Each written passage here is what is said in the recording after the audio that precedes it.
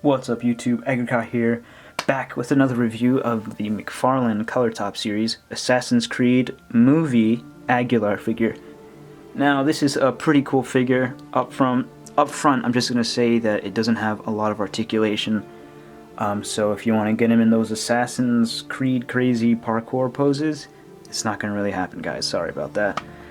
But nevertheless, I think we have a pretty cool pose here. It is like those classic McFarlane figures from late 90s, early 2000s, the Movie Masters line, the NECA's Cult Classics line.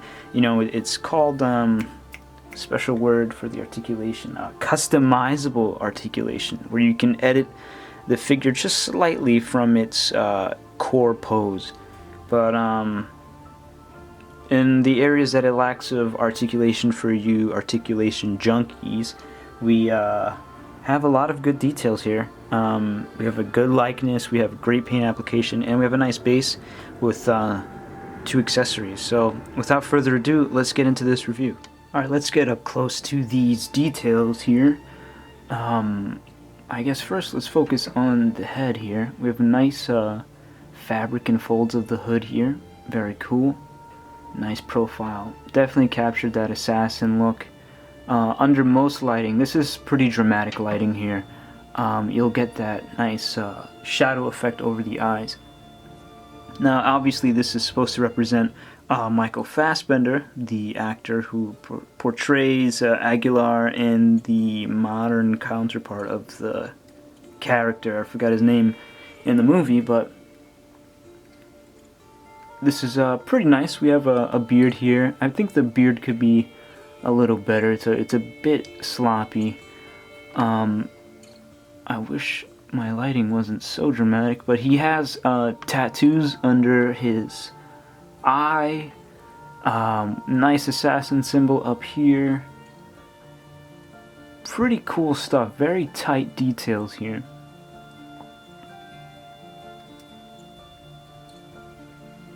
I really dig the patterns here they put in the front. Doesn't remind me of any other assassins, so he definitely has a distinct look as a character. Since Assassin's Creed now has so many characters, a big roster of major assassins that we've played as in each and every game that's come out every year so far, he has a nice place among them. Really cool. I mean, to me, I think it looks like Michael Fassbender. I've heard otherwise from other collectors and reviewers, but I'm pretty satisfied. I think it looks like him. Now, doesn't have anything to do with this review, but I think the other 7-inch figure we got of Fassbender was from Prometheus, made by the by NECA, because he was an android in that movie, and we got a figure of him. Yeah, pretty cool pose. I'm not gonna take the sword out for this review because his sword, I mean, his hand is like pretty fixed in there. There's no opening between the thumb and the fingers. What are these called? That's the pointer finger, whatever. The thumb and the rest of the fingers. There's no opening, so you have to slide the hilt of the blade in there, and it's really difficult, very difficult. As you can see, I broke the crossguard here.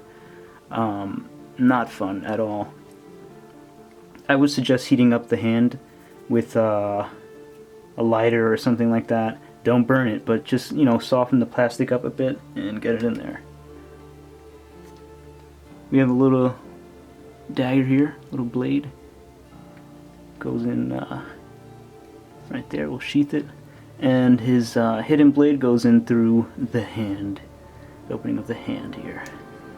Yeah, and cool little detail here is this little chain that's here. It's pretty cool. Nice addition, and yeah, I think it's a cool figure. Alright, so for articulation, we can turn the head left and right slightly. You can see it there, up and down. The arms can go out a bit, in, they can go front back. We have like a clicky joint, like a ratchet thing at the elbows, and we can rotate the wrists. The wrists are on a ball joint, so we can get nice motion there at least. There is no waist articulation. We can rotate at the top of the boots here, and just a little bit at the ankles. And that's basically it. Not much articulation. And for a size comparison for you Assassin's Creed collectible fans, I'm sure you probably have the older NECA 7-inch scale Assassin's Creed figures in which they made Altair, Assassin's Creed 2 Ezio's, Brotherhood Ezio, and Revelations. Later on, McFarlane got the rights to Assassin's Creed, and they began to make Assassin's Creed 3 figures, Rogue, Syndicate, Unity, all that stuff, but they made them in a smaller 5-inch scale. I was not a big fan of that series, but this is McFarlane's first 7-inch scale figure. As you can see, it goes really nicely with NECA's classic figures. So if you definitely have the NECA figures, I mean, even if you don't like the movie, this is a really cool design that they have here for Aguilar. It's a pretty cool pose. It's like he's standing on top of the edge of a roof or something like that. But like I said, I mean, if you really want to compare, the articulation isn't that different from this one here, in which it's just the arms and everything like that, and the head moves, and you can't really move the legs on Altair because of the cloaks, you know, it gets in the way. But if it's just going to be on your shelf, and if you're not the type to play with your figures, it's pretty fine to not have that much articulation. And here's the base. We have like a simple print of the Assassin's Creed logo from the movie. Nice like rocky